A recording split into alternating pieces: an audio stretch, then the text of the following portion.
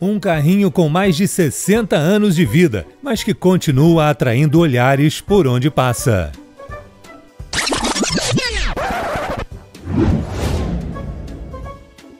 Era 1952, quando a Volkswagen alemã resolveu aproveitar a plataforma do Fusca para lançar outro carro, mais precisamente um esportivo de 2 lugares.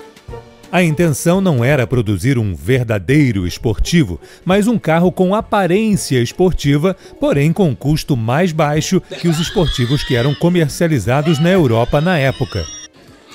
Tá bom. Um carro para quem buscava mais estilo que desempenho. Naquela altura, o mundo e principalmente a Europa já se recuperava dos efeitos da Segunda Guerra e os consumidores começavam a desejar algo mais do que as Kombis e Fuscas que a Volks produzia. A primeira tentativa de melhorar sua linha de produtos foi com o Fusca conversível, chamado de Karmann Cabriolet e lançado em 1949. Esta versão era fabricada pela empresa de carrocerias Karmann, a partir de Fuscas originais fornecidos pela Volkswagen. Pelo sucesso da parceria com o conversível, a Volks procurou a Karmann para a criação do novo carro. O projeto aprovado foi o de uma carroceria com belas linhas desenhadas pelo estúdio de design italiano Ghia, daí o nome Karmann Ghia. O protótipo tinha 4 metros e 14 centímetros de comprimento, 1,33 m de altura e, apesar de usar a mesma plataforma, era cerca de 12 centímetros mais largo que o Fusca, o que dava a sensação de um interior muito mais amplo. A primeira aparição do novo carro aconteceu apenas para convidados nos jardins de um hotel na França, no feriado de 14 de julho de 1955. O sucesso foi imediato e logo após o lançamento na Europa já havia lista de espera e o carro vendeu cerca de 10 mil unidades no primeiro ano. Interessante perceber que, além do elegante desenho de linhas suaves e harmoniosas, a carroceria era montada de forma que parecia ter sido feita de uma única chapa de aço, já que não se via emendas das partes da carroceria, como se vê nos outros carros. Um trabalho artesanal com belo efeito prático. No Brasil, o Karmann Ghia começou a ser vendido em meados de 1962, produzido também pela Karmann, que se instalou no Brasil para manter a parceria com a Volkswagen. A fábrica, aliás, ficava a poucos quilômetros da fábrica da Volks, a ponto de os chassis de Fusca irem rodando sem carroceria até a Karmann. O motor era o pequeno 1200 com 36 HP, que não tinha um desempenho exatamente esportivo. A velocidade máxima não chegava a 120 km por hora.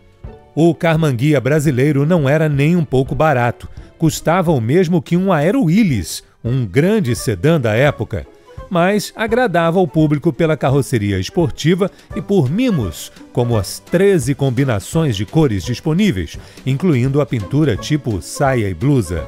O carro agradou tanto que aqui também havia fila de espera. Em 1962, foram produzidas menos de 800 unidades, que passaram para 2.500 já no ano seguinte. Aliás, você já teve ou já dirigiu um Karmann Ghia? Conte pra gente nos comentários aqui embaixo e já deixe o seu like.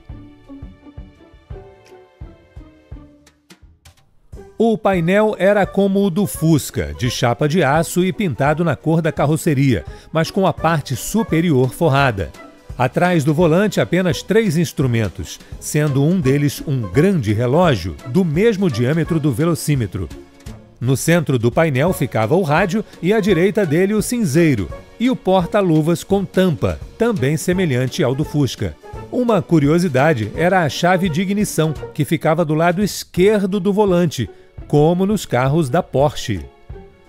Os botões e comandos do painel vinham na cor branca, assim como o volante de 2 raios, a alavanca do freio de mão e a manopla do câmbio. No geral, o efeito era charmoso. Há uma observação. A garrafinha plástica que você vê na foto, pendurada sob o painel, era popularmente chamada de saco de bode. Trata-se simplesmente do esguicho de água para o para-brisa. O interior, apesar de pequeno, acomodava um banco traseiro, que na prática só servia para 2 crianças, e era mais usado mesmo como espaço para bagagem. Aliás, este banco podia ser rebatido, ampliando o espaço de bagagem que havia atrás dele, também semelhante ao do Fusca. O desempenho do Karmann Ghia melhoraria um pouco em 1967, com o motor 1500, o mesmo da Kombi. Eram 16 cavalos a mais para o carrinho, que pesando cerca de 800 quilos, já chegava aos 135 km por hora de máxima, um desempenho bem razoável para a época. O sistema elétrico passava de 6 para 12 volts. Neste ano, o visual do carro ganharia algumas modificações, como as lanternas traseiras, por exemplo, que ficavam maiores. No ano de 1968, a versão mais exclusiva e rara da linha Karmann Ghia chegou ao mercado brasileiro, a conversível, que só teve 177 unidades colocadas à venda. O conversível chegava por aqui 10 anos depois do seu equivalente alemão, e a capota de lona do nosso modelo era bem mais simples que a do modelo produzido na Alemanha. Lá, talvez pelo clima mais frio, ela tinha forração interna, ausente por aqui. Neste mesmo ano, o painel deixava de ser na cor da carroceria e ganhava um revestimento plástico que imitava madeira. O relógio diminuiu de tamanho, dando mais destaque ao grande velocímetro. A chave já estava na coluna de direção e os botões do painel agora eram pretos. Outra mudança no desempenho veio em 1969, com um motor de 1.600 cm3 e dupla carburação, que fornecia 50 cavalos e melhorava um pouco mais o desempenho, apesar de ainda longe do que se poderia esperar de um verdadeiro esportivo. A bitola traseira foi aumentada, dando mais estabilidade ao carro. E, se andava mais, precisaria parar melhor. E assim, o Karmann Ghia ganhou freios a disco na dianteira. Em 20 anos, de 1955 até 1974, a produção total foi de cerca de 445 mil unidades, sendo pouco mais de 23 mil no Brasil. Aqui, ele foi vendido de 1962 até 71. O Typ 34 foi um carro projetado e construído na Alemanha, pela mesma parceria entre a Karmann e a Ghia, entre 1962 e 1969.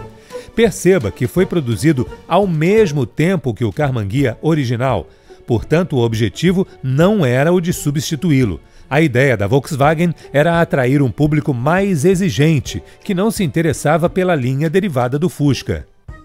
Foi criada uma família chamada de Typ 3, da qual derivaram os nossos Zé do Caixão, TL e Variant. E o Typ 34 foi uma tentativa de criar um esportivo para a linha.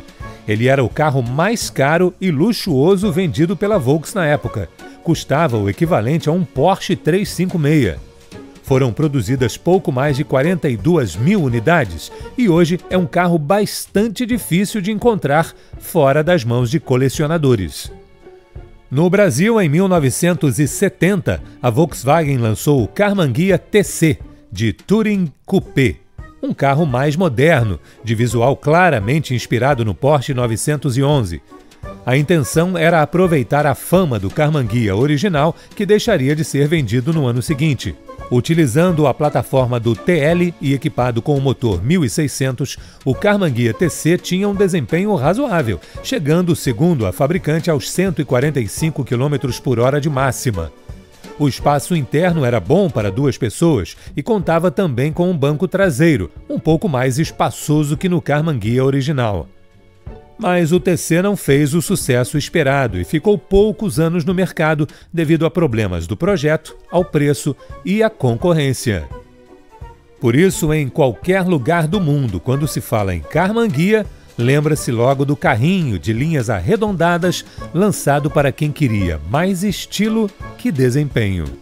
Gostou de saber um pouco mais da história do simpático Karmann Ghia? Deixe seu comentário dizendo o que achou do vídeo e não esqueça de deixar um like e, mais importante, se inscrever no canal se ainda não fez isso. A gente agradece muito! Obrigado por assistir e até o próximo!